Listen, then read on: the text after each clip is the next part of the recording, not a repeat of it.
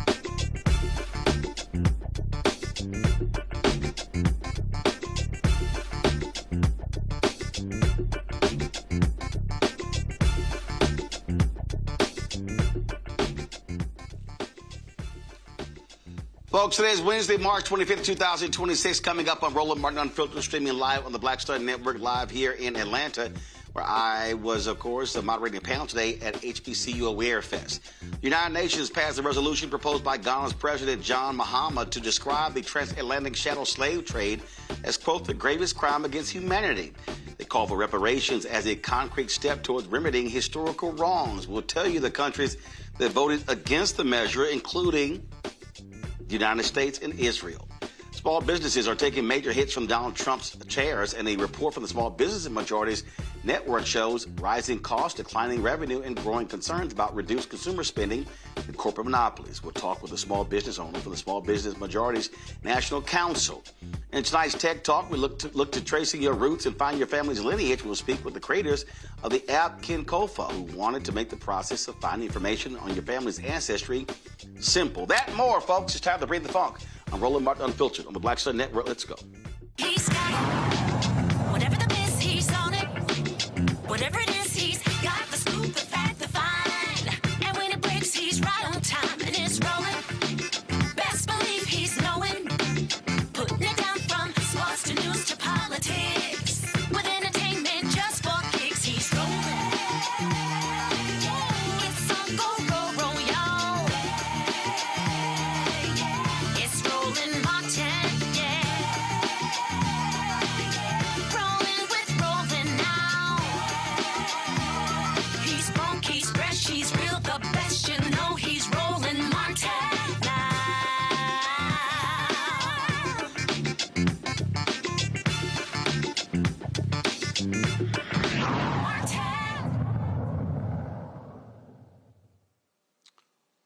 Ghanaian President John Mahama has received overwhelming support from United Nations members to recognize the past transatlantic slave trade as a crime against humanity and the need for reparations for African nations. The resolution on the matter was introduced on Wednesday at the General Assembly in New York. It received 123 votes in favor, 3 votes against. They were Argentina, Israel, and the United States, while 52 countries, mostly European, including the UK, Portugal, and Spain, all abstained. This is when the vote actually took place. Resolution A/80/L48 entitled Declaration of the Trafficking of Enslaved Africans and Racialized Chattel Enslavement of Africans as the gravest crime against humanity. Will all delegations confirm that their votes are accurately reflected on the screen?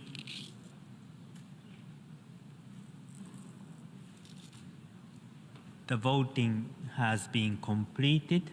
Please lock the machine.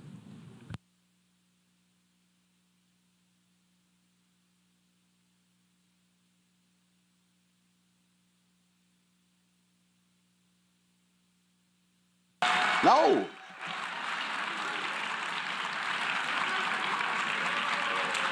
The result of the vote.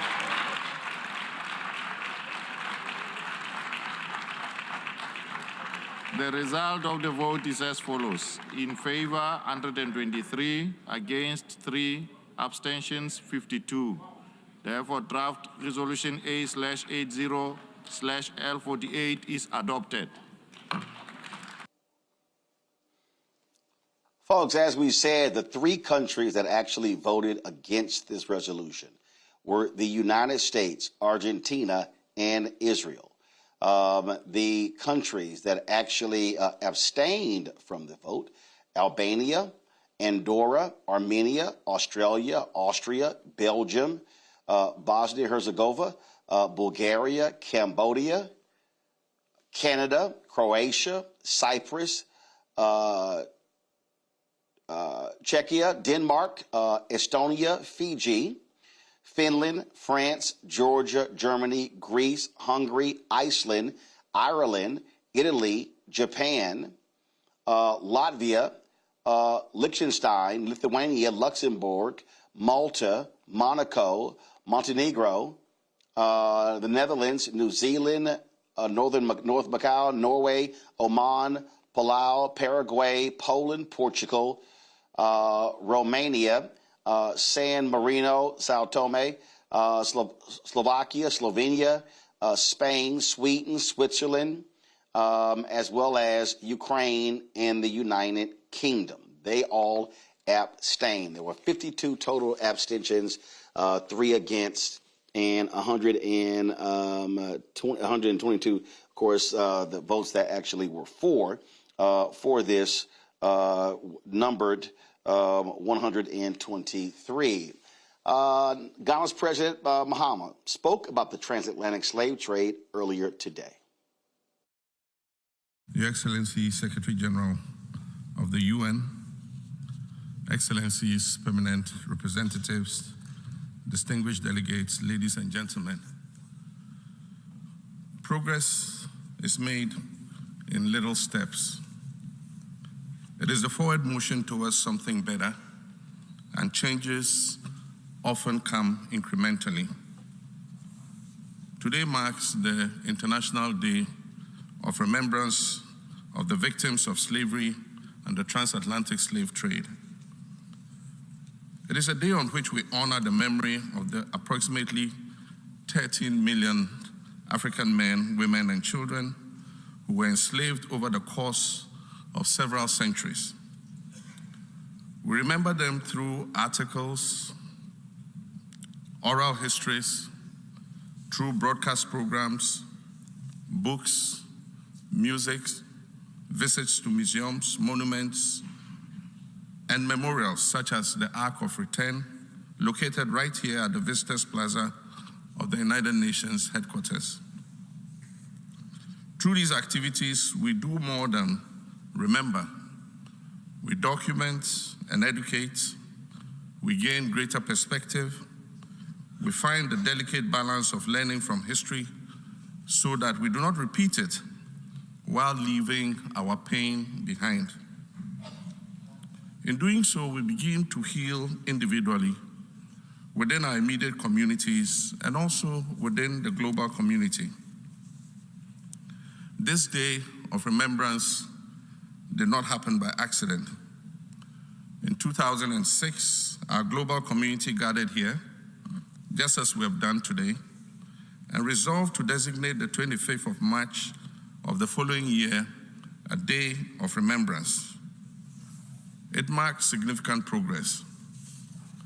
Then the following year, in 2007, we decided to make the event an annual one so that the 25th March of every year would be the International Day of Remembrance of the victims of slavery and the transatlantic slave trade. That marked an additional step in our forward motion. And so it's indeed for teachers to be here today, 2 decades later, addressing the General Assembly on behalf of the African Group regarding the draft resolution entitled Declaration of the Trafficking of Enslaved Africans and Racialized Chattel Enslavement of Africans as the Gravest Crime Against Humanity. In September last year, at the 80th session of the General Assembly, I stood in this exact place and served notice that Ghana will move a motion to declare the transatlantic slave trade the gravest crime against humanity. This current draft resolution is a result of months of consultation and consensus building by continental bodies, nations, experts, scholars, and jurists, with the sole aim of achieving a united front and grounding the final outcome in truth, compassion, and moral conscience, remembrance, education, and dialogue. So today we come together in solemn solidarity to affirm truth and pursue a route to healing and reparative justice. The adoption of this resolution serves as a safeguard against forgetting. It also challenges the enduring scars of slavery. Madam President, let me conclude with 2 significant quotes by 2 great leaders of history, one of them white and one of them black. The former President of the United States of America, Theodore Roosevelt, said, and I quote, "With a great moral issue involved, neutrality does not serve righteousness. For to be neutral between right and wrong is to serve wrong."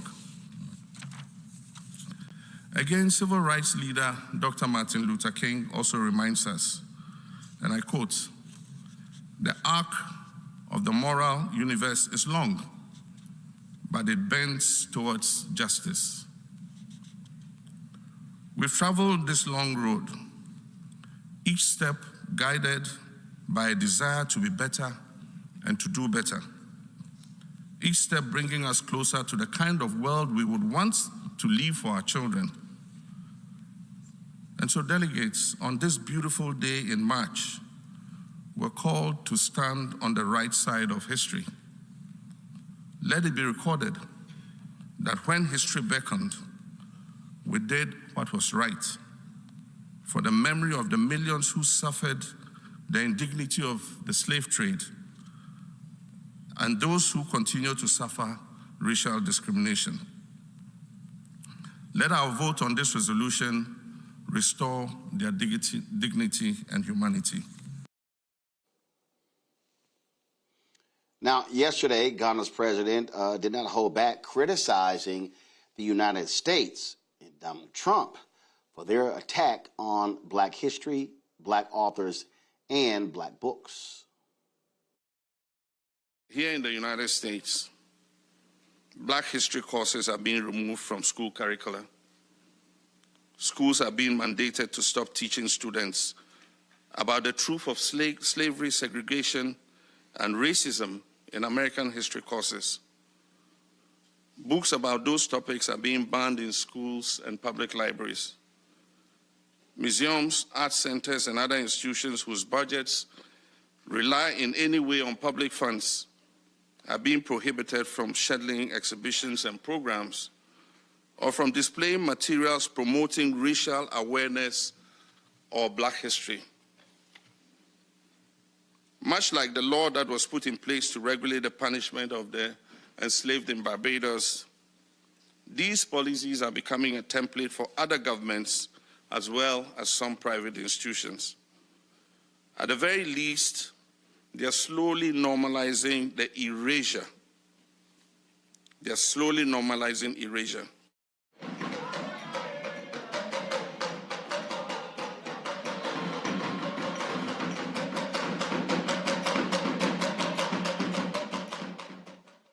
All right, folks, joining us right now, national security law and foreign relations expert Johanna LeBlanc. Glad to have you here.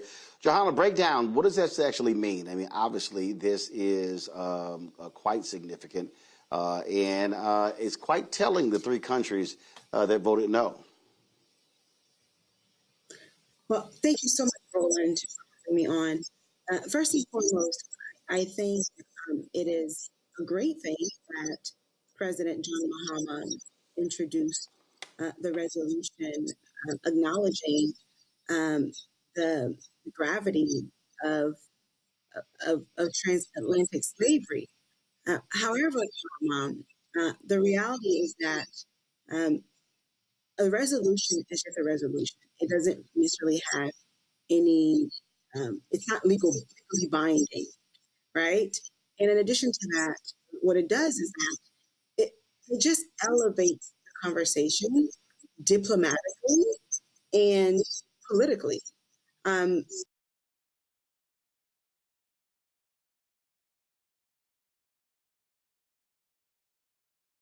Looks like we're having an issue with Johanna's signal, so we're going to get that taken care of.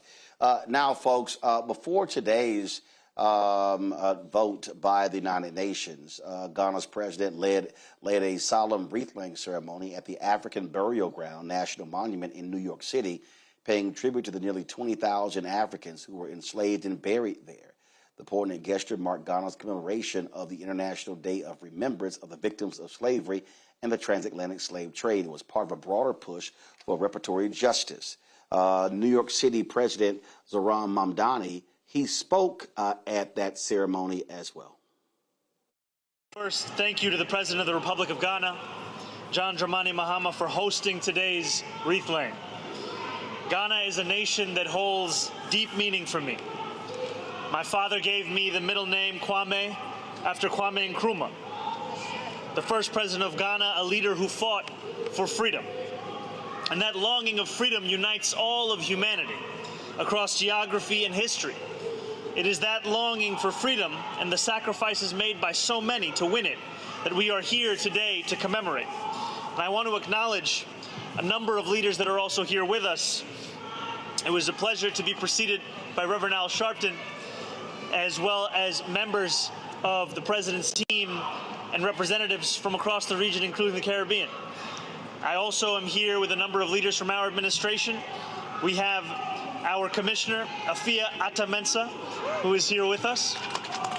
Commissioner Ana Maria Archia from the Office of International Affairs. We have our Public Advocate, Jumani Williams, who is here with us, as well as State Senator James Sanders, Assemblymember Al Taylor, so many other leaders, including our outgoing Commissioner as well.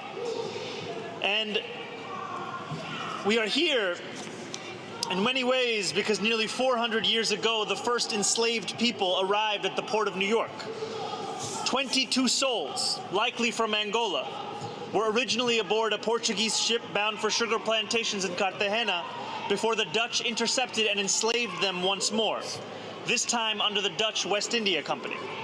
And so began a shameful history of slavery here in our city, one that is just as much a part of our story as the Revolutionary War battles that were fought in Brooklyn or the bridges and skyscrapers that defied any precedent.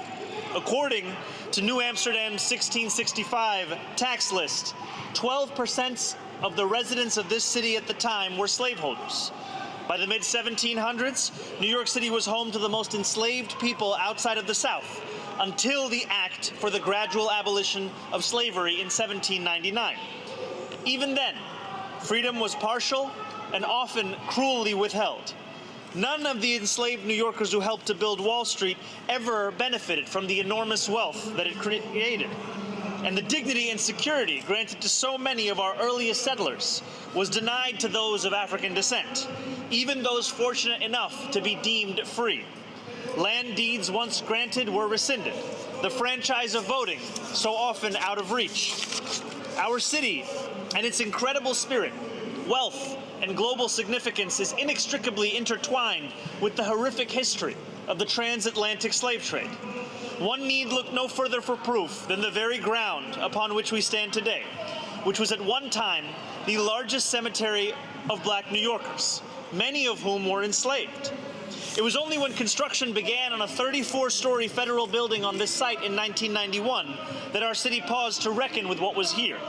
I am grateful to the community members, historians, archaeologists, all those who helped to reveal what lay beneath our streets, to draw attention to the history of our city. And as was said earlier, the tension that also lies at the heart of it. That history must never be forgotten. And when we tell it, let us tell it in its totality. For we know the history of black New Yorkers is not just one of oppression. It is one of resistance, of organizing, of fighting for freedom, among so much else. Let us tell the stories of black New Yorkers who fought in the slave revolt of 1712, demanding dignity only 1 year after the first slave market in New York City was erected at the foot of Wall Street.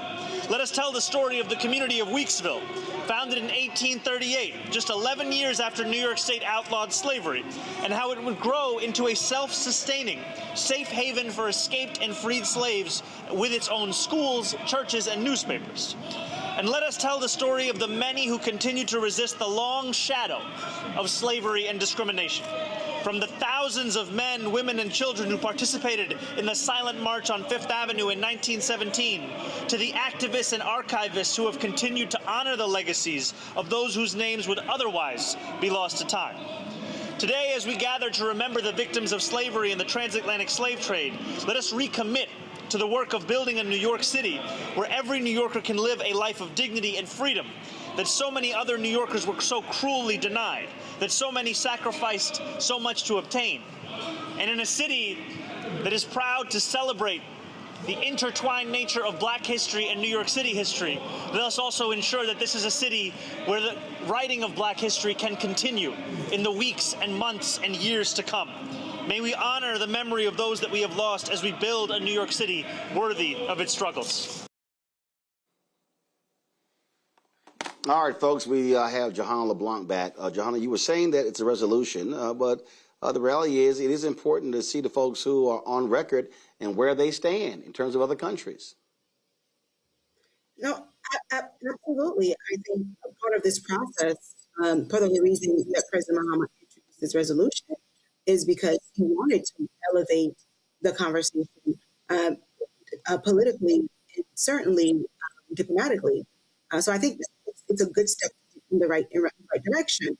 However, what President Mahama is asking for in terms of reparations is nothing unprecedented, right? Other groups have received reparations. You have the Japanese, you have the Holocaust survivors, and now African Americans or people of African descent want reparations for the harm that had been done to them. So I think it's a good step in the right direction. But however, in order for the UN to actually do something about this, it has to go to the UN Security Council. Otherwise, this is merely a resolution that will just elevate the conversation politically and diplomatically. Well, and we know that the United States is one of several countries that has a permanent veto on the UN Security Council, and so that stops anything from moving forward. Absolutely. And under this administration, it was expected that the Trump administration was not going to recognize this resolution, was not going to vote in favor of it, because as we know, this administration is anti-anything that it considers to be DEI or anything that it considers to be rewrite, bringing back history or setting the record straight. All right. So it was expected. So I think this is the beginning of the process. We're not going to see the end of it today through this resolution. It's going to take some time. Perhaps under the next administration, the Mahama administration will lobby the United States to actually recognize this and bring it to the UN Security Council. But you also have to get China, which China actually voted to recognize this, as well as Russia, right? So there are a number of other ones who are a member of the UN Security Council who actually abstained from voting, whose votes will be vital to moving this process forward. I certainly applaud President Mahama for doing this. But at the same token, though, what does that mean, right? So if we're going to acknowledge this to be one of the worst things that have happened in history, an atrocity, what does that mean for people of African descent, perhaps who want to return back to the continent, right? Like, for example, if you wanted to move to Ghana, the citizenship process costs roughly $2,500, right? Whereas if you have a Jew who would like to return back to Israel, the process is actually, in many cases, free, right? To come back home. So I think the continent, collectively through the African Union, should have a better system in place to better accommodate people of African descent who wish to perhaps return back home. Secondly, I think one of the worst things that happened to people of African descent, besides slavery, was the colonization of our minds, right? And until we train ourselves in the way we see ourselves, the way we see the continent, and the way we think about the world, I think no matter what kind of reparations that we have as a group of people, it will be incredibly difficult to advance. All right, Jahan LeBlanc, we certainly appreciate you joining us from Africa. Thanks a lot. Thank you so much. All right, folks, bringing to my panel, Dr. Zachary Kirk, educator and content creator from Atlanta, Rebecca Carruthers, President and CEO, Fair Election Center out of D.C., Patrick Schaefer, political philosopher and public scholar out of Chicago. Glad to have all three of you here. Zachary, I'll start with you. Listen, when you look at this here, again, does it carry weight? No. Is it a question of seeing where countries stand? Yes. Listen, you talk about Argentina, they have a serious issue with racism. Listen, the Nazis, a lot of the Nazis fled Germany after World War II, and they decamped to Argentina. And so you have Israel and the United States, the three countries voting no. And so let's talk about that, but also those 52 countries that abstained. A lot of European folks abstained. It's criminal. It's embarrassing. We live in a nation that was built on the backs of our ancestors, enslaved people.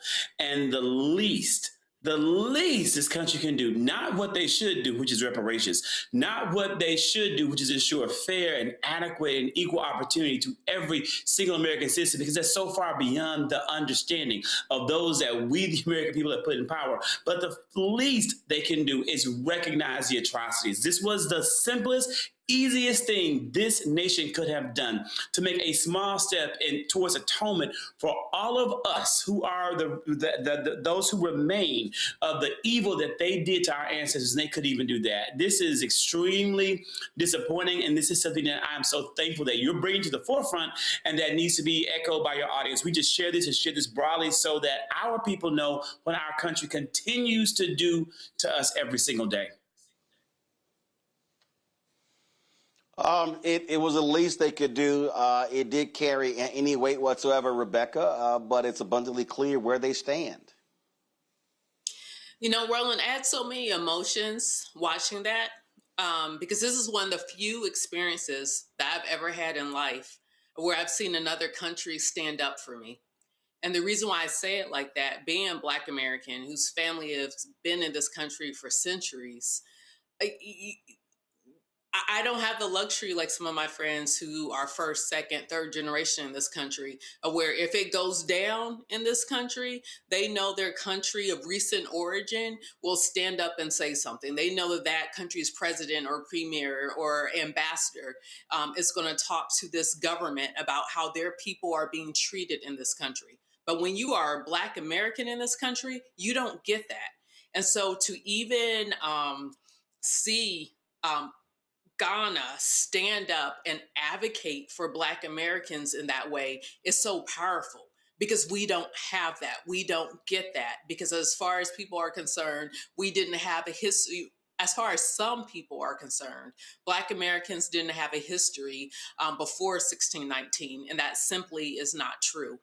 So that was very powerful. But it also makes me think about whenever I go to Europe, I think about the last time I was in Portugal. I took a African tour of Portugal tour, and it was led by several Africans. And what was interesting about that tour, they really pointed out how across Portugal, they don't talk about their role in the slave trade. So there's many Portuguese citizens who have no idea the role that Portugal played in kicking off the transatlantic slave trade. And when I've done similar tours in France, it's a cognitive dissonance. So am I surprised that those European nations who primarily benefited from the transatlantic slave trade, aka the greatest human trafficking in human history, does it surprise me that they had nothing to say? No, but guess what? We're coming for our money. Absolutely. Patrick, your thoughts? I think it's pretty on brand for the United States. They've been pretty consistent. I think that the mere fact that we're talking about reparations and redress and repair is because that slavery has an afterlife. And there's a logic to that afterlife, that what we see is that if there was any rupture in slavery, it was just legal. But the logic and the system of slavery still persists. Had it not persist, then we would not be talking about the inequalities that we experience, that we need reparations for our history. How is history behind us if the structure of that history is still present with us? And so I think that it is a great conversation, and I'm more interested in what does material justice look like within this context. Absolutely. And so we'll certainly see what is next, but we appreciate the Ghanaian president moving forth with this and getting these countries on the record. A quick break. We come back. We'll talk small businesses being impacted by these crazy economic policies of Donald Trump. Also, are we moving closer to boots being put on the ground in Iran? We'll talk about that with our panel as well. You're watching Roland Martin Unfiltered right here on the Black Star Network. With medicine and science under attack, I want to keep you and your family informed and healthy. I'm Dr. Ebony Hilton, and I knew at the age of 8 that I wanted to be a doctor. So I studied hard and became the first African-American female anesthesiologist hired at the Medical University of South Carolina since its opening in 1824. And I always say I was made into a doctor, but I was born to be a mom. And as a new mom, wife, sister, daughter, and friend, I understand how frightening a medical crisis can be. I care for individuals on some of the worst days of their lives, and it's my mission to provide you with a safe space to gain clarity on issues affecting your mind, body, and soul. I recognize that there are health disparities, particularly as it pertains to race, and I want to help bridge the gap between you and your healthcare providers. Join me every Thursday for Second Opinion on the Black Star Network, where each week I'll invite experts from various medical fields to share the latest health news. We'll discuss topics such as the vaccine debate, mental and sexual health, medical bias, infertility, menopause, andropause, nutrition, and aging. Together with my medical colleagues, we aim to provide you with a second opinion. Don't miss it, Thursdays only on the Black Star Network. I'm Ryan Wilson, CEO and co-founder of The Gathering Spot, and you're watching Roland Martin Unfiltered on the Black Star Network.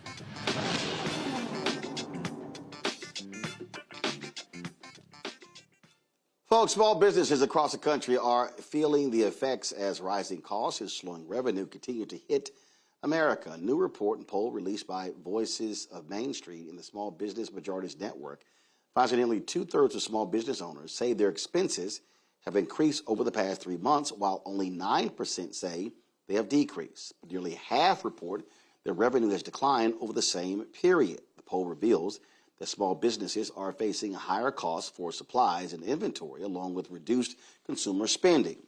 More than 70% say they're struggling to make payroll or cover basic expenses.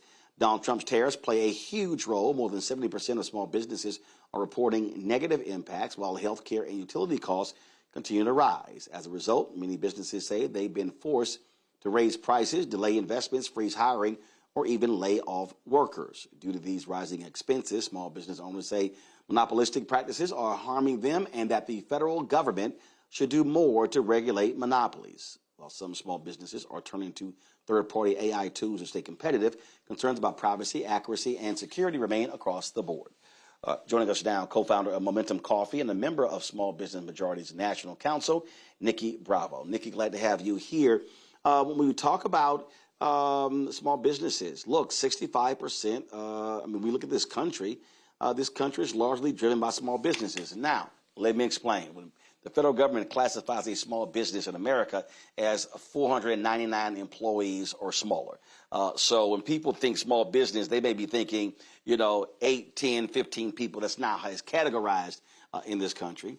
But the reality is when you start talking about, supply chain, goods and services. We had John Boyd on yesterday with the National Black Farmers Association talking about how this war with Iran has caused prices for fertilizer to go up 40%. Listen, when that happens, that eats into the profits of businesses that already have low profit margins. Absolutely, hit it on the head. So we have coffee shops, so you can understand margins. So I'm the co-founder of a coffee shops here in Chicago, Illinois. We feel the impact of all of the things that you talked about, right? And I don't know that lawmakers always understand how this impacts very quickly small businesses. So you talked about the poll from the Small Business Majority. And absolutely, as our company is feeling those same things. Looking at comparison from year over year, we're seeing lower revenues. Restaurant businesses, the first 3 months of the year, we're used to it being slow, but not this slow. And we really point to things like the tariffs, uncertainty. Uncertainty for small businesses is a killer, right? It impacts our ability to be able to purchase. It impacts our ability to be able to hire. It impacts our ability to be able to know what's going to happen next. These tariffs and what's happening in and around the world also impacts customer sentiment. And again, when people aren't feeling good, Roland, they're not spending money. So all of these types of things impact negatively these small businesses that we say are the backbone of our country. But take folks through who don't quite get this. When you're talking about, okay, you're owning a coffee shop. Just explain to people just the basic things that they don't get. We're talking, we're talking about cups and lids and all these things that people see when they walk into a store, not understanding every single one of those things, whereas packets of sugar or cream or whatever. There's a price associated with all of that. And depending upon who you order it from, you may be ordering from a country in the United States, but it could be serviced by a country that's by a company out of the country. That means that tariffs are going to be assessed on getting that good into the United States. Absolutely. So for a coffee shop, for a small business like ours, we are looking at our highest costs, our cost of our goods and the cost of our people, right? So let's just talk about a cup of coffee. It's not just a cup of coffee. It's the cup. It's the coffee as well. It's the sugar. It is the lids. It is the stoppers. And those things are oftentimes sourced through a distributor. That distributor is sourcing it from sometimes in large quantities out of the country. So when these tariffs go up and these tariffs, and even when they go down, let me tell you, those prices stay up. There's a saying, up like a rocket, down like a feather. we don't get to see those prices go down. And so what happens for a cup of coffee that was $3.50, you see it go up to $3.75, you see it go up to $4, because ultimately, Roland, what we have to do in order to stay in business is pass those costs along to the consumer in order for us to have the margins, right? A large portion of what we're doing is the cost of the things, the cups, the spoons, the knives, the forks, the things that we're buying, and also for our folks, right? In order to continue to be able to employ them, there are a lot of different pressures on small businesses with regard to employing people. And that's what you don't see. You walk in, we say, welcome to Momentum Coffee. And behind the scenes, we're juggling a lot. And it's getting more and more difficult. These rising costs and the tariffs and the uncertainty that those bring are really making it difficult for us to operate. We, Roland, in 2025, closed 2 of our locations. We started during in 2020, right? But we found that last year was one of our most difficult years, and then going into the beginning of this year being as difficult as well because of those rising costs. You made a point about the biggest expenses. I tell people all the time, labor is the biggest expense, and when people are faced with rising costs, low profit margins, it is going to result in laying people off. Business owners have to look at the bottom line. They may love the person, they may appreciate their work, but what we are seeing when you drive those expenses up, then the biggest expense line is staff, personnel. That's the first thing in many places that's going to get cut. Absolutely, and I think that lawmakers need to understand this, right? There is an impact, and those rising costs, right? You say 30% for the cost of our goods, the 30% for the labor, 30% for the overhead, right? Our rent for our location has gone up significantly as well, and with that, we have to make difficult choices, and oftentimes that is the biggest cut is labor.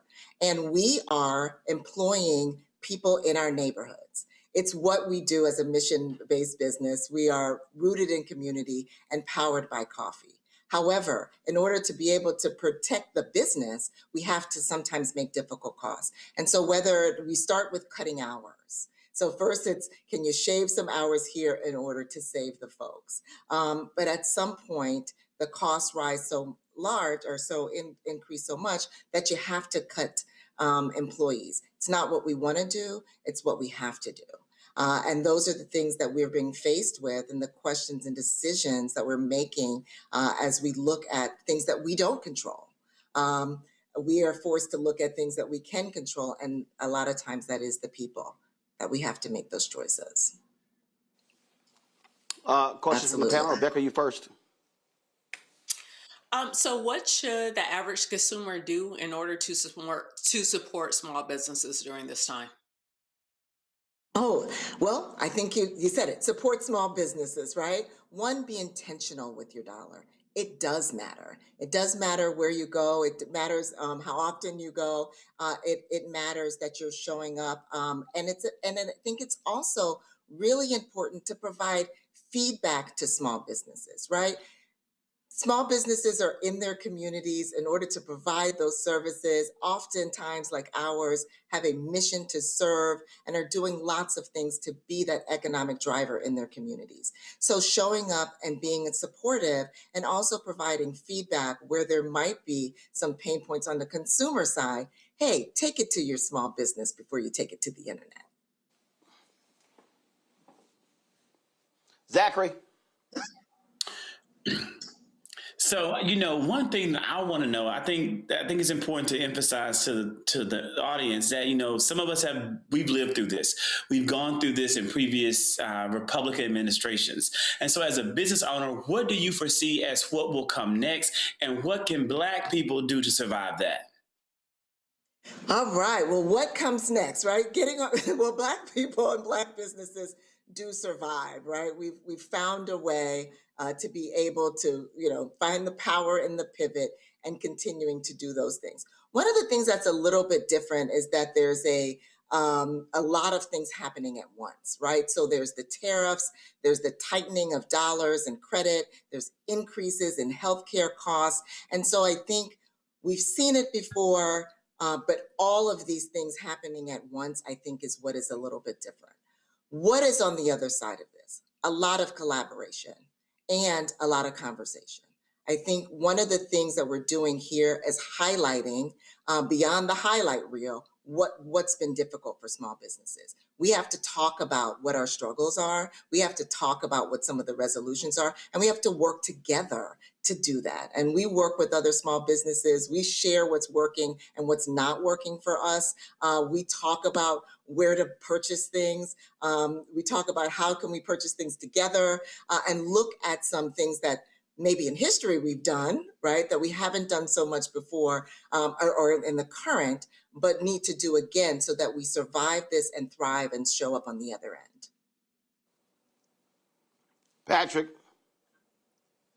Yeah, so I'm interested in, and I would love to hear your thoughts. After reading this report, it says that between 67 and 71% of small business owners are insecure about whether they can make payroll or not. And it seems to me that this economic theory of tariffing our way into prosperity has given, at least for the working class, a silent killer like high blood pressure. And I'm interested in, what do you think the effects of that kind of silent killer when it comes to payroll? And it seems that perhaps the working class are maybe 1 or 2 paychecks from being in their own personal recession. And it seems on a macro level that this is leading toward that. And I'm wondering, how are you thinking about that? How I think about how this all impacts people, right? We talked about healthcare, right? Small businesses, if they're making choices, might not, like ours, we don't provide benefits, right? And so we want to be able to provide benefits to our team. Other small businesses aren't able to do that as well. So imagine not being able to do that, people being stressed about their jobs, how that deals with, how that lands on them in terms of health is certainly something to think about.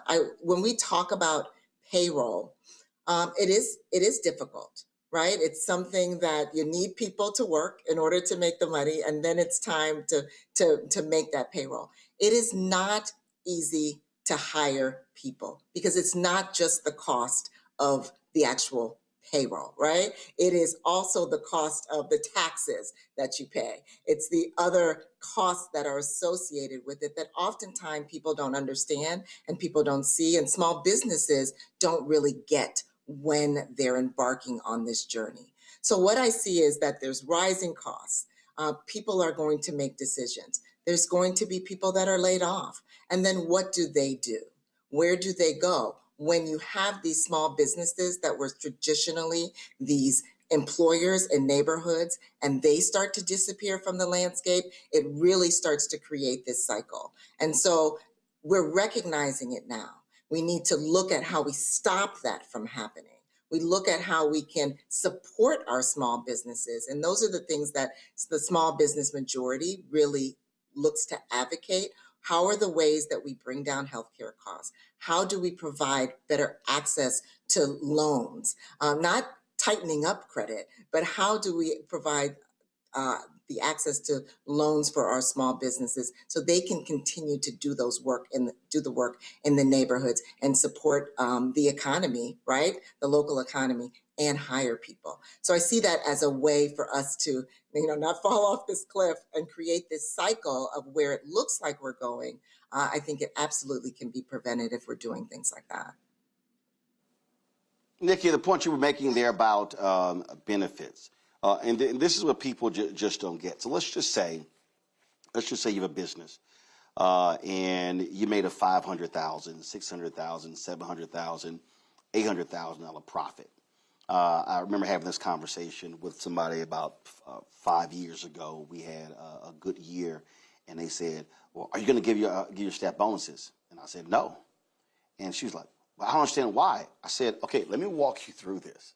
I said, you don't know what, in our case, advertising. I say you don't know what the advertising is going to do the first quarter, the second quarter of the year.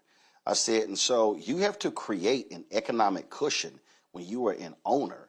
And I said, and you don't want to sit here and say your cushion is $50,000. I said, or $100,000. I said, because what's going to end up happening is if all of a sudden something happens, costs go up, again, economic downturn, you now are in a position where you may have to lay people off. I said, I would rather have an economic cushion of $500,000. So if my monthly expenses are $150,000. This is 5 years ago. My monthly expenses were, let's say, $125,000. I've now put myself in a position that, barring if everything just dropped out, you can operate for 4, almost 5 months without any new revenue coming in. And so when you start talking about benefits, people have to recognize if you're now doubling the cost. So if your labor cost, let's just say your labor cost is, annually, your labor cost is $1 million. When we start talking about benefits, you might as well add another $1 million onto that for benefits. And that's what people don't understand. So folk go, well, I don't get it. I need benefits. And I'm like, I get it. I understand you need benefits. Small business owners say this every day. We know you want benefits, but there's a cost to benefits. There's a cost to health care and dental and things along those lines that people don't necessarily think about when you're not an owner. Right, and you're right. They don't think about it. They're seeing it from their lens, and we understand that. But it's important for us to, because we have to look at those numbers so that we're here to hire people. And I want to make another point. One of the things is these costs continue to go up. What it does is it impacts our ability and our decision making around who we can hire. What happens for us, Roland, is that, again, we want to be in communities and under-resourced communities, meaning that we want to hire from those communities. We want to work with people and train them. What does that translate to? That we're teaching, that they're untested. When you have to make different decisions about hiring, you're less likely to take risks on the unknown. And so the very people that you set out to help, the same people that the lawmakers say that they want to help, get marginalized, get set to the side, because when I'm paying a higher amount for a salary, I'm looking for the person who's already done this, because the cost of hiring, the cost of labor, the cost of the overhead is too great.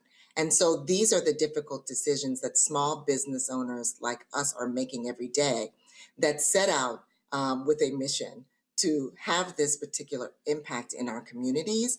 And these things like tariffs and increasing health costs and rising costs that we do not control put us in a position rather to have to make other types of decisions. And the folks looking from the outside don't get it. But it's incumbent upon us to understand those numbers and make sure that we're here for another day. It looks like coffee. It looks like it's just coffee. It looks like it should be simple. However, there's all these components to businesses like ours that come into play that require us to really keep our finger on the pulse of what's happening across the landscape of the lawmakers and the tariffs, because it impacts our business each and every time we hear something like that. And you say the best. The goal is to be here to live another day. All right, Nikki, we appreciate it. Thanks a lot. All right. Well, thank you so much for having me. I appreciate and for the panel, for the questions. Folks, coming up next, Donald Trump looks like he wants to put boots on the ground in Iran. Looks like the war with Iran could very well be escalating. We'll break that thing down next right here in Roland Martin Unfiltered on the Black Star Network. Support the work that we do. Join our Bring the Funk fan club. The goal is simple: to get 20,000 of our fans contributing on average $50 each a year. That's $4.19 a month, 13 cents a day. Of course, that supports this show and the other 5 shows on this network. If you want to do that, if you want to contribute, please do so. If you want to use Cash App, use the Stripe QR code. You see it right here. Click that. Use the QR code for credit cards as well. Checks and money order. Make it payable to Roland Martin Unfiltered. P.O. Box 57196, Washington, D.C., 20037-0196. PayPal's R. Martin Unfiltered, Venmo RM Unfiltered, Zelle, Roland at RolandSMartin.com, Roland at RolandMartinUnfiltered.com. We'll be right back. A decade of love, joy, and power. Black Voters Matter is 10 years old, and we are just getting started. This is love with a purpose. This is Black joy in motion. This is unstoppable power. Across campuses, neighborhoods, and back roads. Let's go! We show up, not just to vote, but to be seen, to be heard, to belong. We ride together, we organize together. We remind each other that our voices matter, because they always have. Black Voters Matter is about more than ballots. It's about housing and healthcare, clean water and living wages, education, reproductive freedom, and dignity. It's about turning pain into action, turning belief into movement, turning community into power. We don't wait to be invited. We bring the energy. We bring the love. We bring the people. Because when Black communities come together, we don't just survive, we thrive. This is how change happens. This is how history moves. We organize, we build, we win.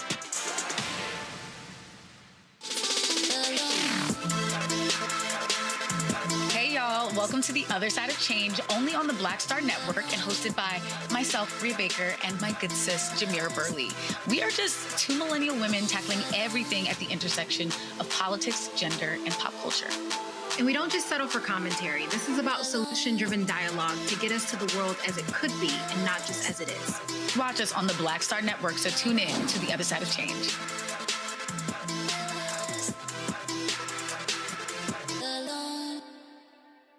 With medicine and science under attack, I want to keep you and your family informed and healthy. I'm Dr. Ebony Hilton, and I knew at the age of 8 that I wanted to be a doctor. So I studied hard and became the first African-American female anesthesiologist hired at the Medical University of South Carolina since its opening in 1824. And I always say I was made into a doctor, but I was born to be a mom. And as a new mom, wife, sister, daughter, and friend, I understand how frightening a medical crisis can be.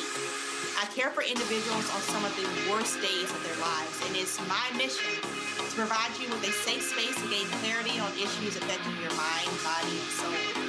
I recognize that there are health disparities, particularly as it pertains to race, and I want to help bridge the gap between you and your healthcare providers. Join me every Thursday for Second Opinion on the Black Star Network, where each week I'll invite experts from various medical fields to share the latest health news. We'll discuss topics such as the vaccine debate, mental and sexual health, medical bias, infertility, menopause, andropause, nutrition, and aging. Together with my medical colleagues, we aim to provide you with a second opinion. Don't miss it, Thursdays only on the Black Star Network. Hey everybody, I'm T.D. Jakes, and I want to encourage you to watch Roland Martin Unfiltered. It'll blow your mind.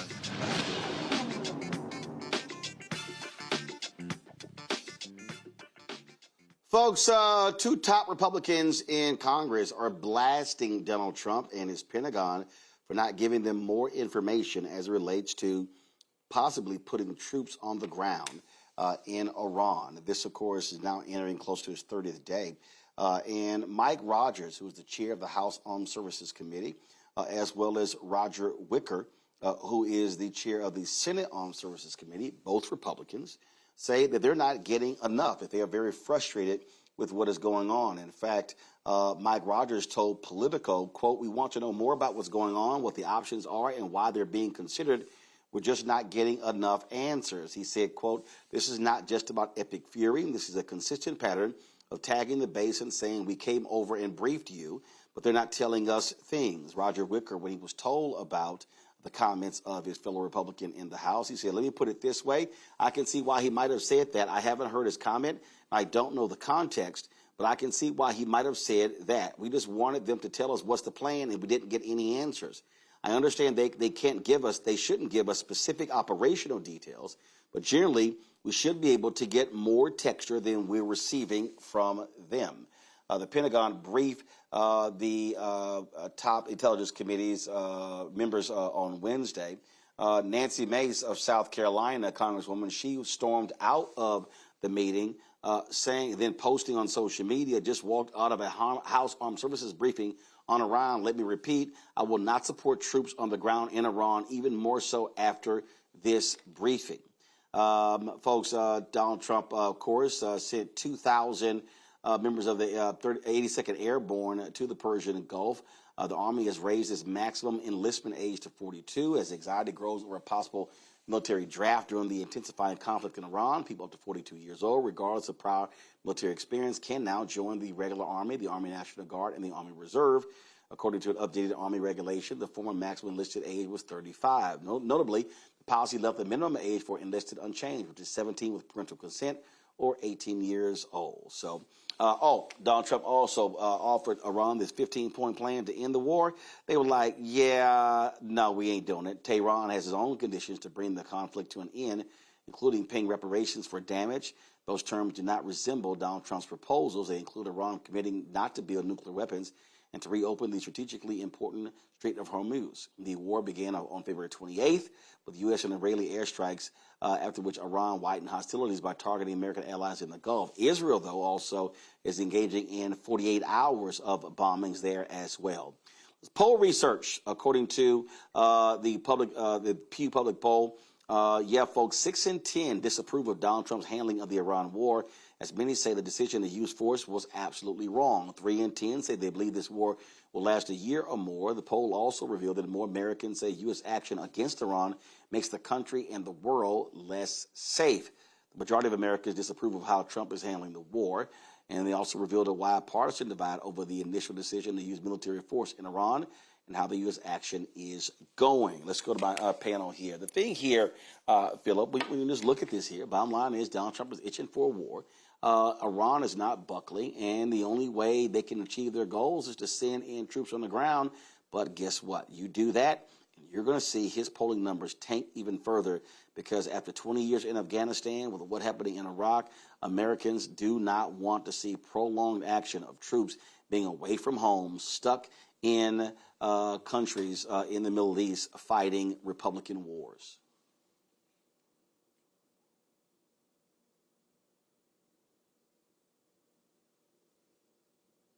Actually, I'm going to go to Rebecca first.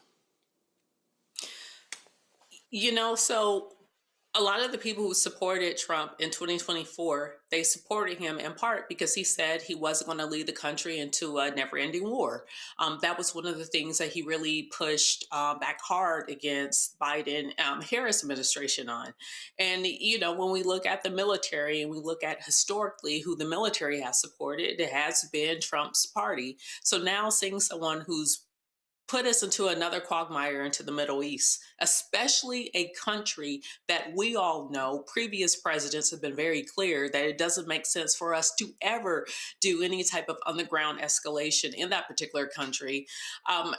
At this point, I've seen some conservative groups reach out to Vance publicly and suggest that he should pull a 25th Amendment.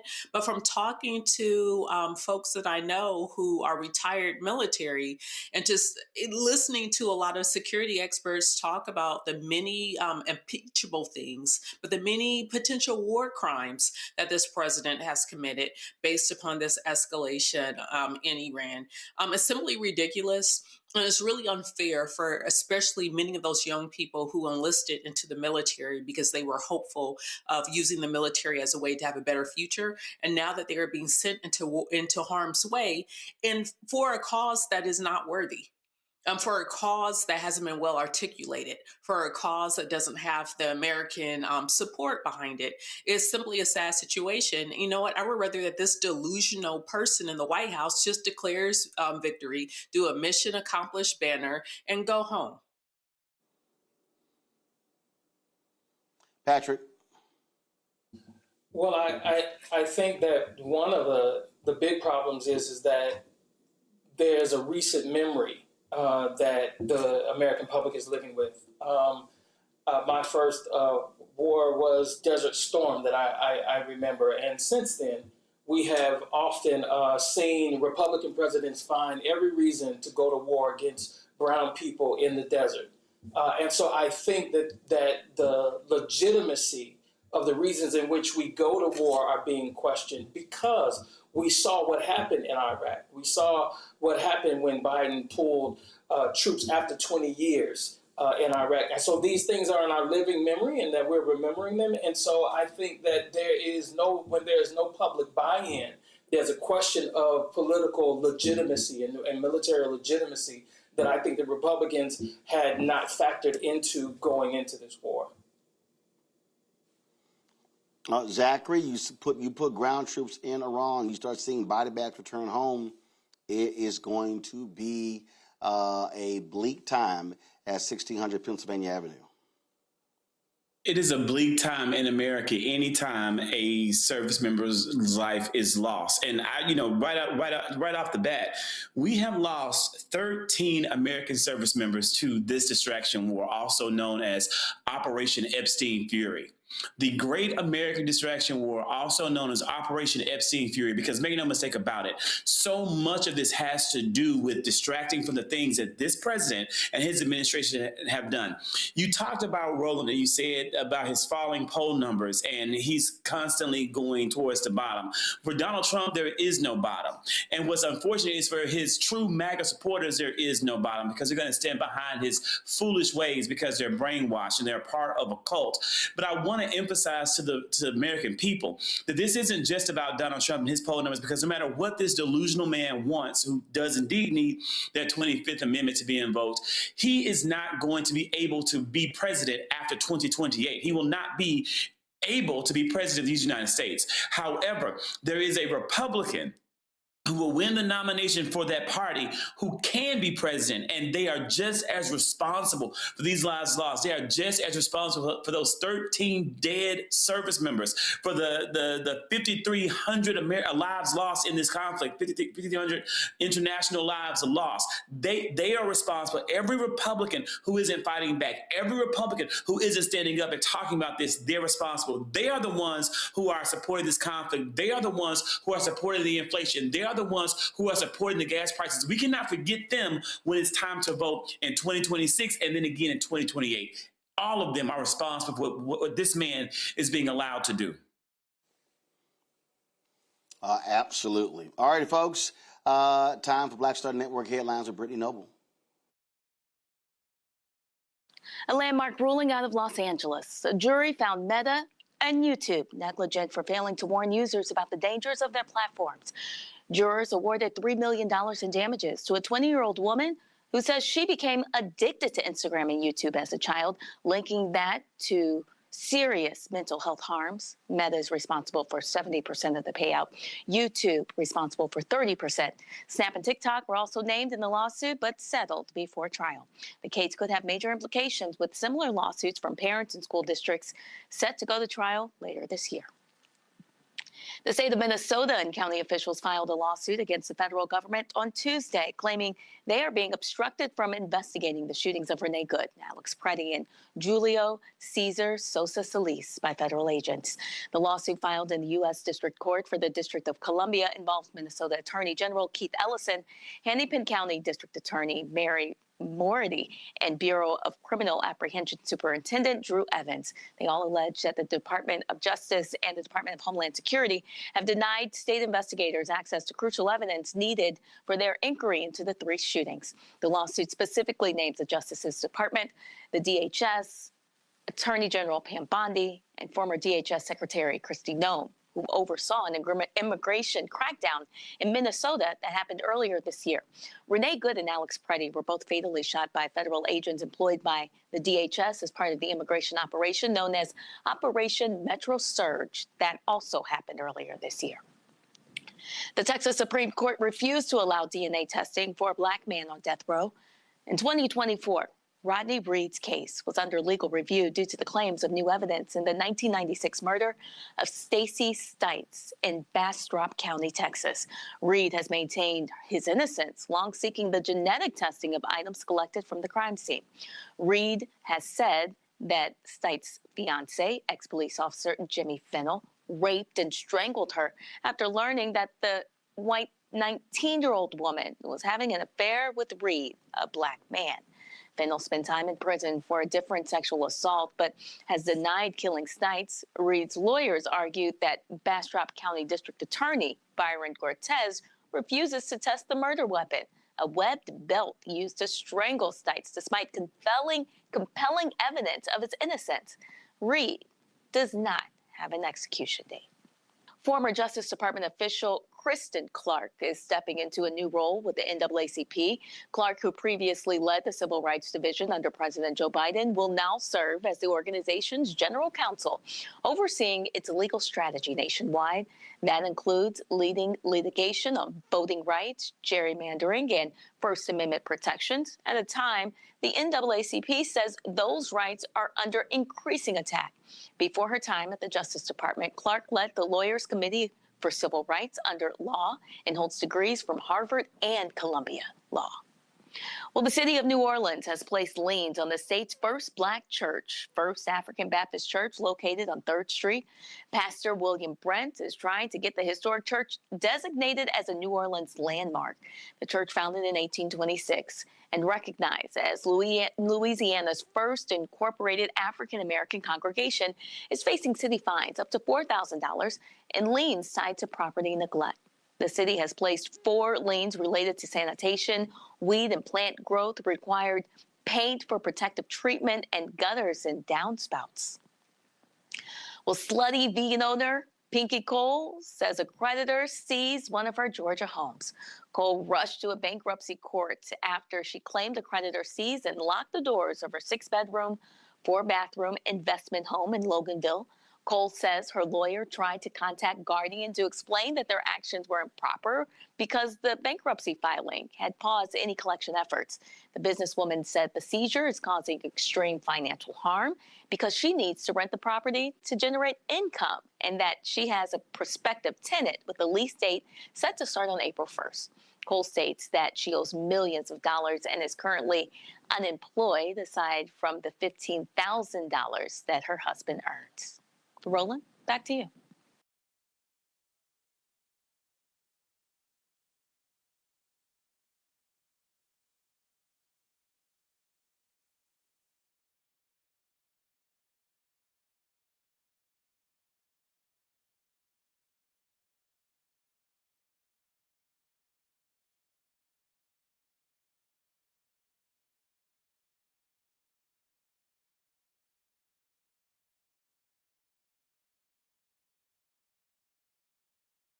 Control room, you got me now?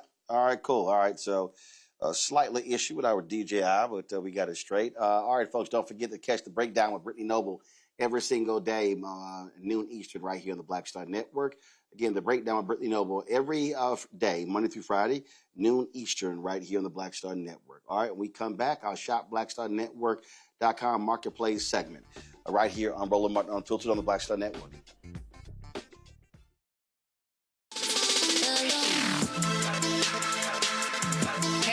Welcome to The Other Side of Change, only on the Black Star Network and hosted by myself, Rhea Baker, and my good sis, Jamira Burley. We are just 2 millennial women tackling everything at the intersection of politics, gender, and pop culture. And we don't just settle for commentary. This is about solution-driven dialogue to get us to the world as it could be and not just as it is. Watch us on the Black Star Network, so tune in to The Other Side of Change.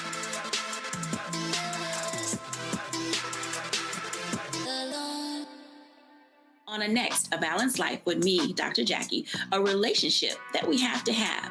We're often afraid of it and don't like to talk about it. That's right, we're talking about our relationship with money. And here's the thing, our relationship with money oftentimes determines whether we have it or not. Balancing your relationship with your pocketbook. That's next on A Balanced Life with me, Dr. Jackie, here at Black Star Network. Pull up a chair, take your seat. The Black Tape with me, Dr. Greg Carr, here on the Black Star Network. Every week, we'll take a deeper dive into the world we're living in. Join the conversation only on the Black Star Network. A decade of love, joy, and power. Black Voters Matter is 10 years old, and we are just getting started. This is love with a purpose. This is Black joy in motion. This is unstoppable power. Across campuses, neighborhoods, and back roads. Let's go! We show up, not just to vote, but to be seen, to be heard, to belong.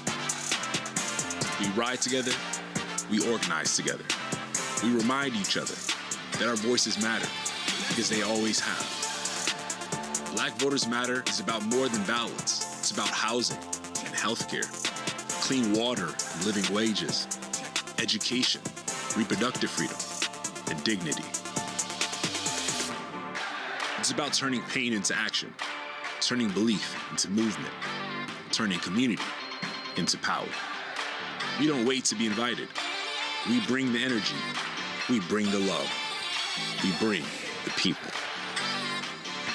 Because when Black communities come together, we don't just survive, we thrive. This is how change happens. This is how history moves. We organize, we build, we win. Pull up a chair, take your seat. The Black Tape with me, Dr. Greg Carr, here on the Black Star Network. Every week, we'll take a deeper dive into the world we're living in. Join the conversation only on the Black Star Network. I'm Brittany Noble, Midwest-born, HBCU educated with experience in newsrooms across the country. Well, I've teamed up with Roland Martin to bring to you The Breakdown. This isn't just news. It's our stories, our voice, our community.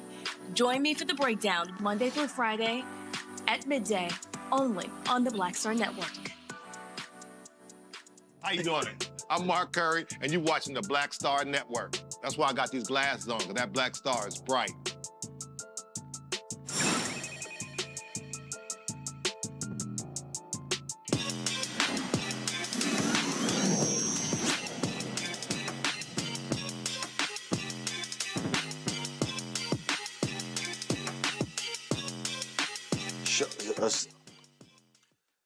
Folks, if you're looking to trace your roots, Kenkofa is the perfect app for you. It utilizes historical records, including public cemetery and land records, personal family archives, and oral histories. The creators, cousins Jordan Brunson and Tamisha Rudridge, discovered their family ties while conducting research and wanted to make the process easier. For others, they join me now. Glad to have y'all here. Okay. So, all right. Okay, let's say somebody wants to use this. A lot of times people are utilizing DNA, and they're like, hey, what about DNA results? But this is different. This is literally being able to find your lineage. How does it do that? Well, what's the key thing that you have to input to make this actually happen where it's accurate?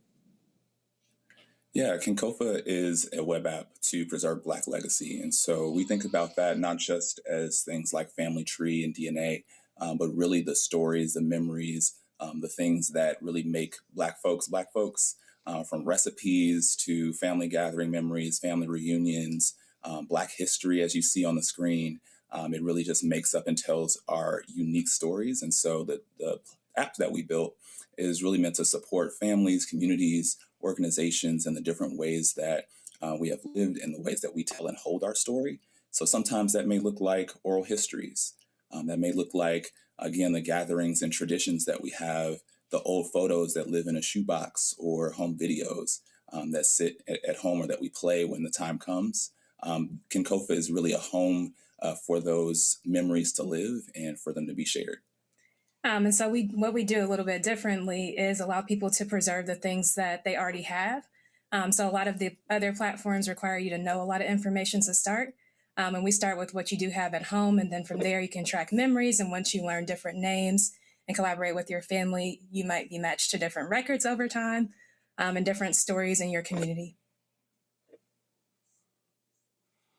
All right, and so in terms of how, and so how are you pulling these things together? And so how are you scouring the various databases? You said cemeteries, but we know, I mean, as you go back, there are a lot of Black cemeteries that did not have headstones and records. Yes.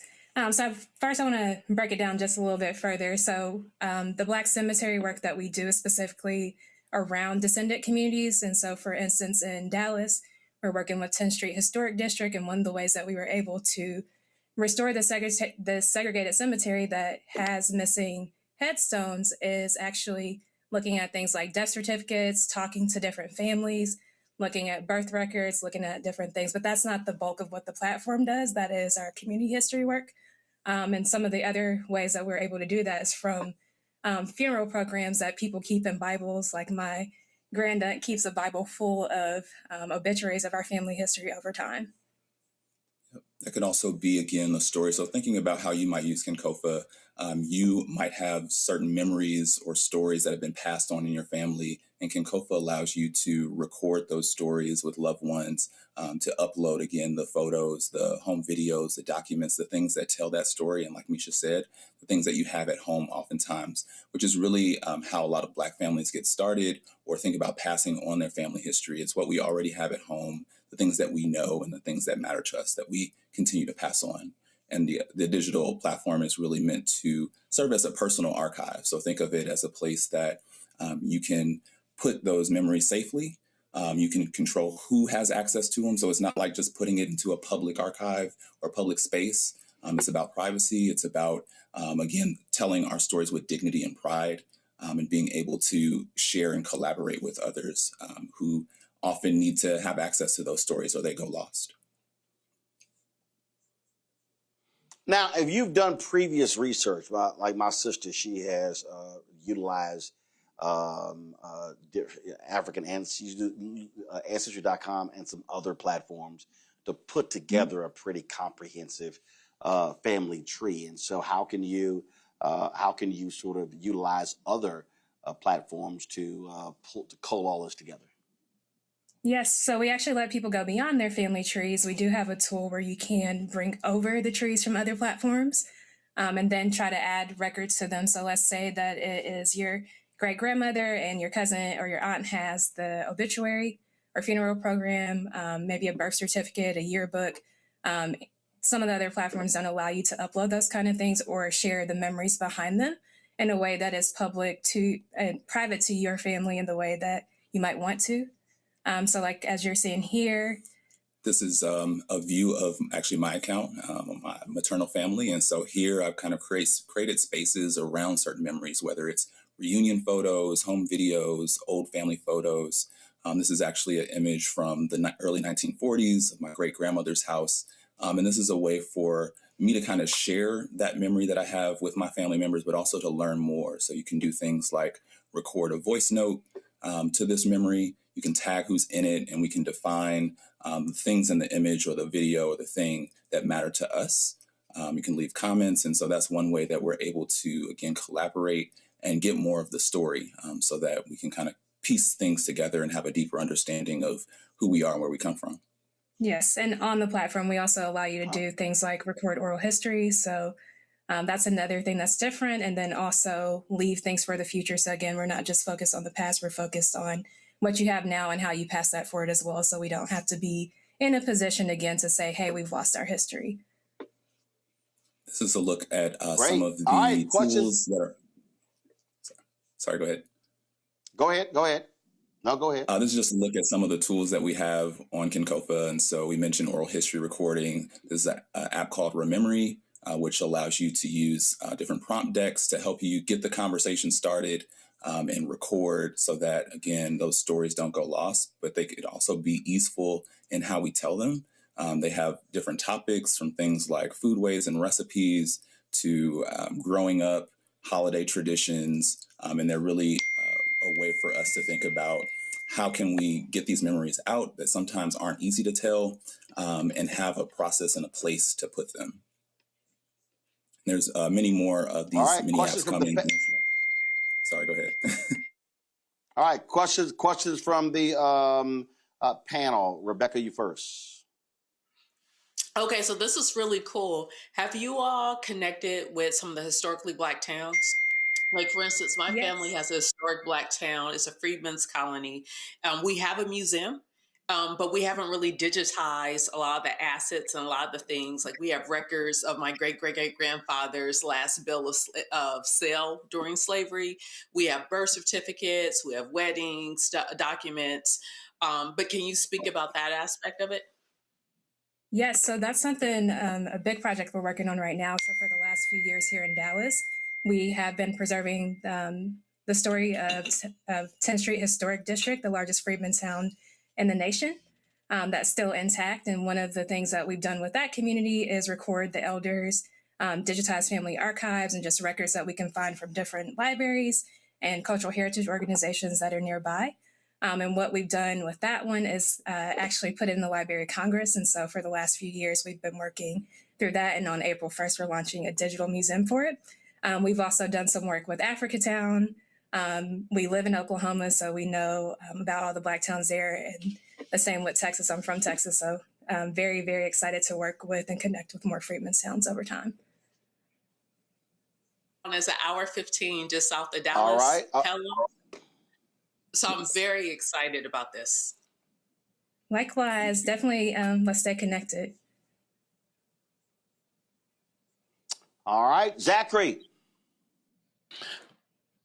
So I'm an educator and a content creator, and I am really also very excited about this project and what you guys are doing and how it's going to contribute to the Black community as a whole. So as I'm getting ready to think about how I'm going to share this with my audience, what would be the quickest, most succinct elevator pitch that I can give to get them excited about what you've got?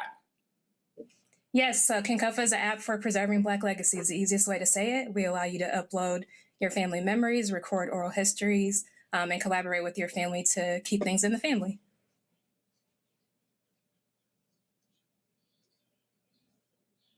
Patrick. First, thank you all for doing this work. It's so important and so precious for our community. I'm wondering two things. I'm wondering about patterns that you see. As you're gathering information, are you seeing that our stories are cross-connected in terms of not just the narrative, but what our needs are to preserve our narrative? And then as you collect the data, are you seeing a shared history from the collective stories that you've gathered so far? Absolutely. I think I'll take one half of that question. So one of the biggest things we're seeing is issues with heirs property. So that's when folks are not able to, when homes and different property have been passed on without wills. And we've seen people not be able to access resources to keep the historic home in the house and end up losing it. It gets deemed as a public nuisance and then tore down. And then, there goes the neighborhood. We've seen in Tulsa where there's a legacy scholarship, Tulsa Reconciliation Scholarship that is partially targeted towards descendants and people need to prove their genealogy. We've seen it in housing programs in Seattle where people have to prove their family history. And if you don't know those things, it's really hard to access. And some of the other connections we're finding are a little bit way further back in historical. Yeah, I think those are some of the some of the clear systemic patterns that we're seeing. I think the others are just the legacy that we're building in or following, thinking about how Black folks have always been the stewards and carriers of our stories, going back to Alex Haley and many others before him. And we've always been innovators in how we think about preserving and carrying on our stories and how we tell them. We've been influencers in that as well, thinking about how genealogy and family history came to be popular as Black folks that kind of put it on. And we're following on that legacy and how we're using technology to save these stories. Additionally, I would just say that I think there's a pattern of Black folks wanting to discover and tell stories. It may not always come across, but I think what we're seeing, especially on social media, on TikTok, we're seeing younger generations, Gen Z, et cetera, telling stories differently. And so the thing that I would just call out here is that genealogy and family history is often thought of as something for old folks. And now we're seeing younger folks taking interest in rediscovering these stories and telling them differently. All right. So the question is that from a storage space? What do you have there? Also, what is there an actual monthly cost? Yeah, so you can sign up for Kinkofa today. You can go to kinkofa.com, Kinkofa, and you can create an account for free. You'll get up to 1 gigabyte of space that you can use to preserve photos, videos, documents, again, the things that matter to you. And you can also have access to more space by subscribing. Monthly subscriptions start at $10 a month. We also have family plans that allow you to kind of share that space and have access to more space and features with family members. Pretty soon, we'll also be offering some solutions for what we call GLAMs. So those are galleries, libraries, archives, and museums, and being able to support both their patrons and their organizations and archives. And I think the most important thing that you get with your membership is access to different apps. So the oral history recording app we mentioned, we have family tree building and family reunion planning coming soon. All right, then, folks, check out Kinkofa, Kinkofa, and we certainly appreciate it. Thanks a lot for joining us. Thank you. Appreciate it. All right, let me thank my panel, Patrick, as well as Zachary and Rebecca for joining us. I certainly appreciate it. Thanks so very much for being with us. Going to go to break. We come back. Going to play the speech of the Ghanaian president where he laid out why they were pursuing this vote that took place at the United Nations today. 123 countries voted yes to call the transatlantic slave trade the greatest crime of our time. 3 countries voted against it: the United States, Israel, and Argentina. You're watching Roland Martin Unfiltered on the Black Star Network. Support the work that we do. Join our Bring the Funk fan club. You want to contribute via Cash App, use the Stripe QR code. You see it right here. That's for credit cards as well. Checks and money order. Make it payable to Roland Martin Unfiltered, P.O. Box 57196, Washington, D.C. 20037-0196. PayPal's R Martin Unfiltered, Venmo RM Unfiltered, Zelle, Roland at RolandSMartin.com, Roland at RolandMartinUnfiltered.com. And of course, folks, don't forget, I'm in Raleigh, North Carolina tomorrow with the Alphas at the regional convention there. And so look forward to sharing with you more. All right, when we come back, the Ghanaian president speaks to the United Nations. Back in a moment. I'm Brittany Noble, Midwest-born, HBCU educated with experience in newsrooms across the country. Well, I've teamed up with Roland Martin to bring to you The Breakdown. This isn't just news. It's our stories, our voice, our community. Join me for The Breakdown, Monday through Friday at midday, only on the Black Star Network. My name is Bill Duke, and you're watching Roland Martin Unfiltered.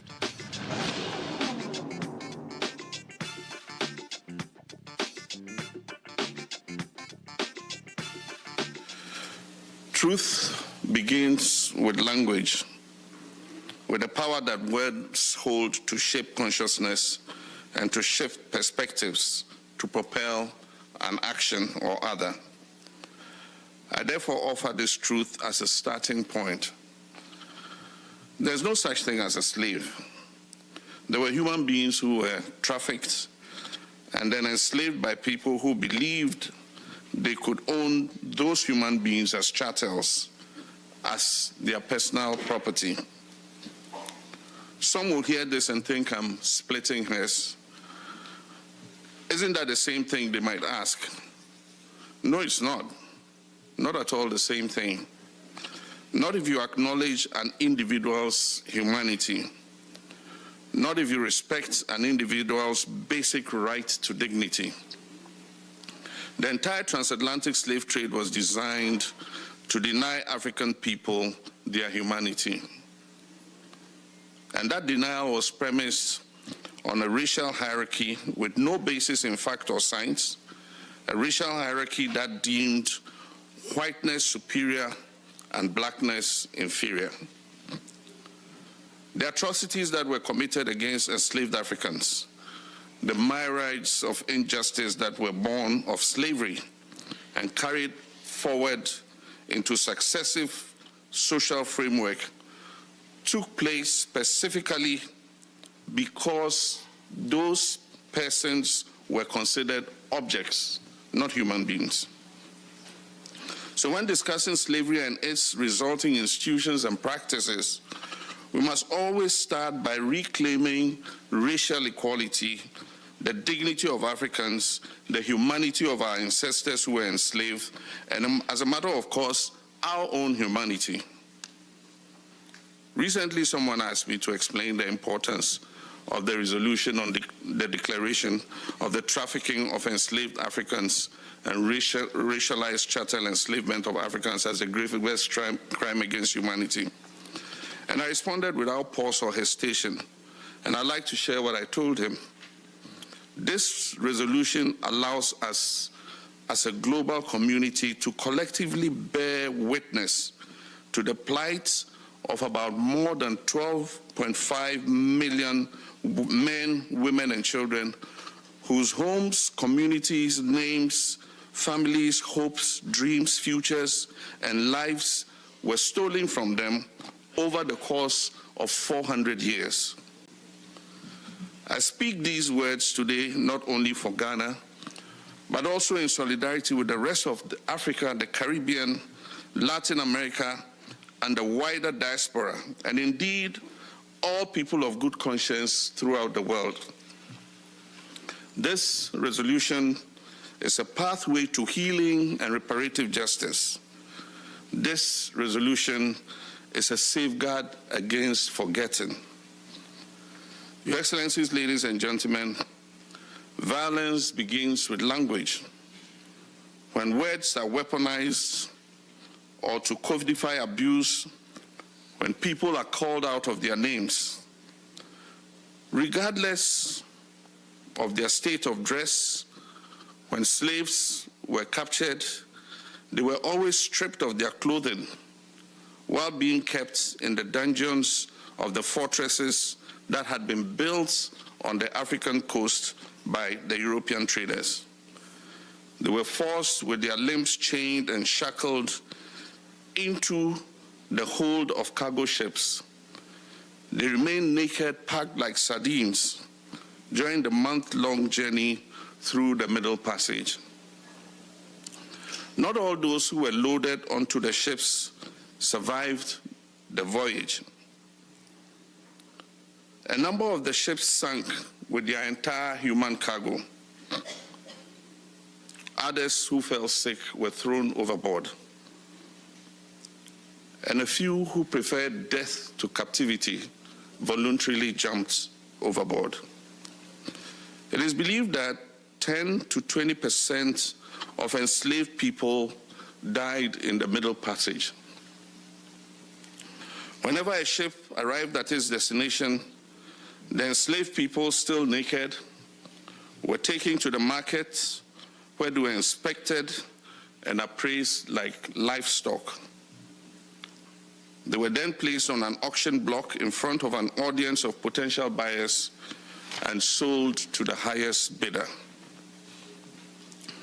Once they arrived on the plantation where they would work and live for a lifetime, they were also stripped of their names. And so you were no longer Fatu, or Kofi, or Bubakar, or Nanayao, or Emenka, Nayong, or Hamisu. You were given names like Ben, Jemima, John, Toby, or Mary. In addition to these new names, they were also called girl or boy, regardless of how old you were. And maybe I should also say that filthy N-word. If you ever needed a surname, it would be that of your master. And sometimes they were branded like cattle with the plantation's insignia or logo. There were sugar plantations. There were also coffee, cotton, tobacco, and cocoa plantations in the Caribbean and the Americas. South America had diamond and gold mines as well. And also the production of indigo took place in Jamaica. The people who were enslaved labored on those plantations from sunrise to sunset. And the conditions under which they worked were brutal. They were beaten occasionally to the point of death. They were underfed. They were kept in cramped quarters and often died young, if not from labor, then from disease. There have been records of some enslaved women who were kept as breeders. Let's not mince words, ladies and gentlemen. Business was booming because when labor is free, profit margins are huge. African lives were disposable. If too many of the enslaved Africans died, more were captured from their homes on the continent, enslaved and trafficked. During conversations about slavery, the point at which euphemisms are introduced, and there's a rush to talk about abolition. But we cannot afford to look away. This is precisely the part when we should pay close attention, because the devil is in the detail. And I'm going to share 4 trafficking destinations with you. Remember, when you hear these numbers, that it's not about data. These are about human beings and human lives. Roughly 6 million enslaved Africans were trafficked to Brazil, which is the 5th largest nation in the world, stretching 4,400 kilometers from north to south and 4,320 kilometers from east to west. Almost 2 million enslaved Africans were trafficked to Jamaica, which was the most profitable of all sugar-producing locations. Jamaica is 235 kilometers long and between 34 and 84 kilometers wide, depending on which point you are located. About 500,000 enslaved Africans were trafficked to America from the early 17th century, when the first ship arrived, to the 19th century, when chattel slavery was eventually abolished. America grew from 3 colonies to an independent nation with 36 states. Over 450,000 enslaved Africans were trafficked to Barbados, an island that is 34 kilometers wide and 34 kilometers long and 23 kilometers wide.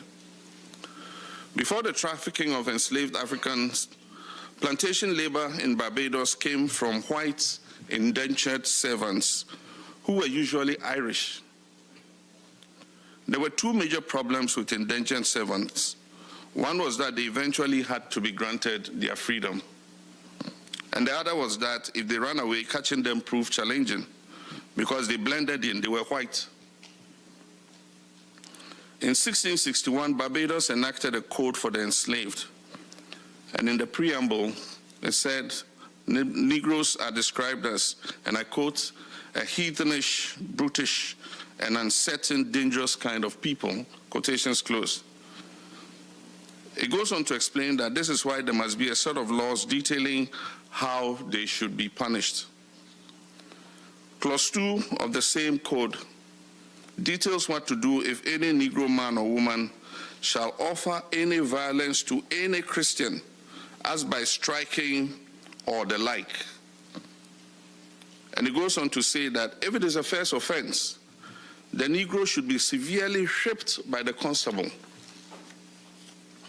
However, if it's the Negro's second offense, he shall be severely whipped, his nose slit, and be burned in the face. The code gave owners and overseers the ability to torture, maim, and even kill enslaved Africans with impunity. And we became something of a template for the rest of the Anglo-Atlantic world. In 1662, a year after Barbados enacted this code, a legal doctrine was established to set judicial precedent in the American colony of Virginia. It was titled Partus Sequitur Ventrum, for those of you who understand Latin, which translates from Latin as, what is born follows the womb. This legal framework ensured that all children born of enslaved women would also automatically be enslaved regardless of who the father was. And it is important to note that many enslaved women were impregnated because they were raped by the plantation owners or their overseers. But what this law did, even in cases where a baby was not the product of rape, was to strip the child of its paternity in the eyes of the law. That child, as an enslaved person, was property that could be given or sold at its owner's whim. The doctrine was adopted throughout the Americas, including in Brazil. People will sometimes try to put a disclaimer on slavery by insisting that you cannot use the social norms of today to judge the actions and events that took place in the past. Well, such people are loud and wrong.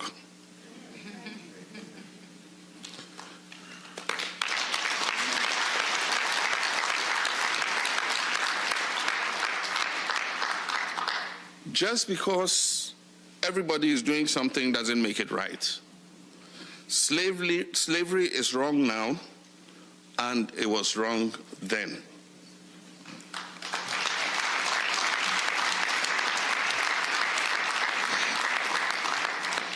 For as long as Africans have been trafficked and enslaved, there have been abolitionists who have spoken up against it. The first slave ship landed in America in 1619. Opposition to chattel slavery was voiced and mentioned in passing in documents. But in 1688, the German town Friends, a group of Quakers, put out a formal written protest against slavery. And in it they wrote, and let me quote, "Now, though they are black, we cannot conceive there is more liberty to have them slaves as it is to have other white ones. There's a saying that we shall do to all men like as we would have done to ourselves, making no difference of what generation, descent, or color they are." Quotations close. Your Excellencies, erasure begins with language. When words are used as a sleight of hand to gaslight, to trick you into doubting what you know to be true. It is when words are used to create mythology. When they are spoken, the volume gradually decreases with each repetition until it becomes a full verbal reduction. The legendary American jazz player Miles Davis said, and I quote, "It's not the notes you play, it's the notes you don't play."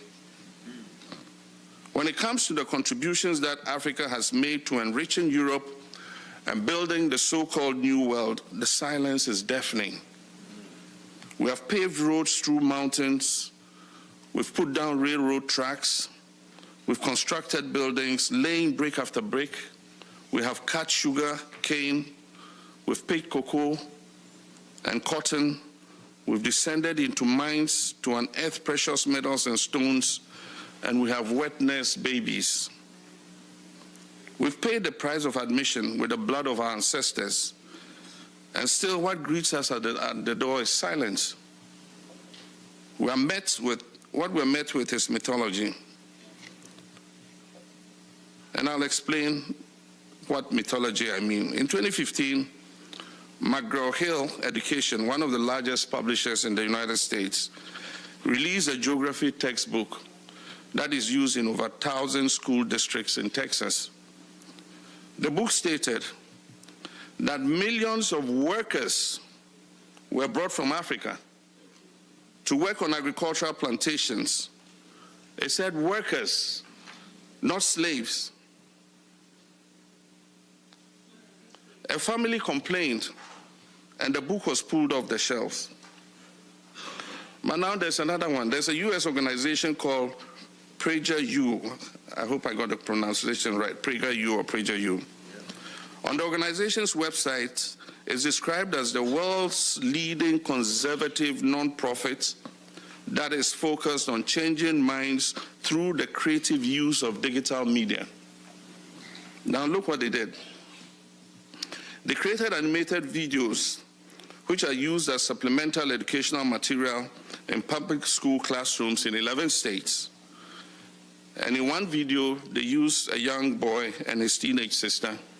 And this young boy and his teenage sister are confused about why some people celebrate Columbus Day and others celebrate Indigenous Peoples Day.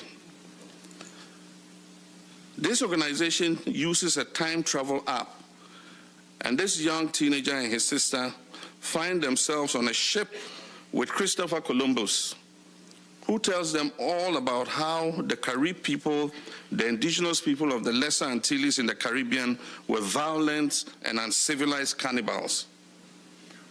The children then ask him to explain why he'd enslaved people.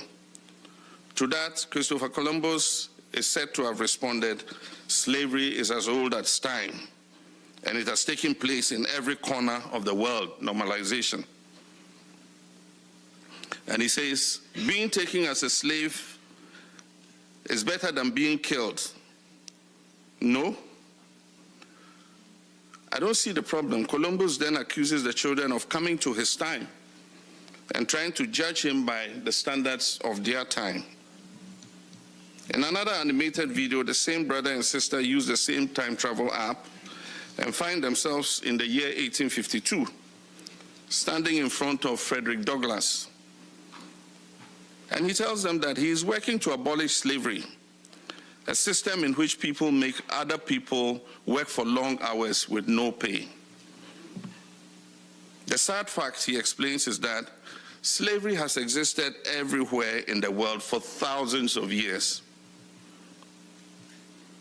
Here in the United States, Black history courses are being removed from school curricula. Schools are being mandated to stop teaching students about the truth of slavery, segregation, and racism in American history courses. Books about those topics are being banned in schools and public libraries. Museums, art centers, and other institutions whose budgets rely in any way on public funds are being prohibited from scheduling exhibitions and programs or from displaying materials promoting racial awareness or Black history. Much like the law that was put in place to regulate the punishment of the enslaved in Barbados, these policies are becoming a template for other governments as well as some private institutions. At the very least, they are slowly normalizing the erasure. They are slowly normalizing erasure. Earlier, when discussing the importance of this resolution, I said it was a safeguard against forgetting. This is the type of forgetting that I was referring to. But there are other types of forgetting as well. The great Jamaican philosopher-poet Robert Nesta Marley famously said, "Emancipate yourself from mental slavery.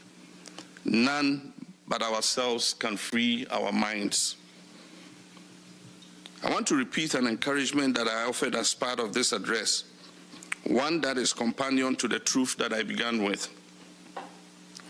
When discussing slavery and its resulting institutions and practices, we must always start by reclaiming racial equality, the dignity of Africans, the humanity of our ancestors who were enslaved, and as a matter of course, our own humanity. We must also remember to reclaim our humanity, because when we absorb too much of the language of violence and erasure, we can stop hearing the language of truth that exists within us. When we're in that state of mind, our minds become enslaved. In his book, the Guyanese writer Walter Rodney quotes a Dutch traveler's first impressions upon visiting the Nigerian city of Benin. He says the towns seemed very great. When you enter into it, you go into a great broad street. The town is composed of 30 main streets, very straight, 120 feet wide. The houses are close to one another, arranged in very good order. These people are in no way inferior to the Dutch as regards cleanliness. This was his quotation. In 1531, a Portuguese sailor, Vicente Pegado, traveled to the city of Great Zimbabwe, and this was what he wrote. He said, among the gold mines and the inland plains between the Limpopo and Zambezi River is a fortress built of stone of marvelous size, and there appears to be no mortar joining the stones. This edifice is almost surrounded by hills, upon which are others resembling it in the fashioning of stone and the absence of mortar. And one of them is a tower more than 12 fathoms high. A 2016 article in the Guardian newspaper highlighted the city of Great Zimbabwe, built between the 11th and 14th century. And the article described a centuries-old drainage system that remained operational, funneling water from the houses and enclosures down into the valley. And the article also disclosed how, in the 19th century, European visitors to this abandoned medieval city in Great Zimbabwe refused to believe that indigenous Africans could have built such an extensive network of monuments. Here's the thing. The greatness that is within us will always outweigh the injustices that have been visited against us.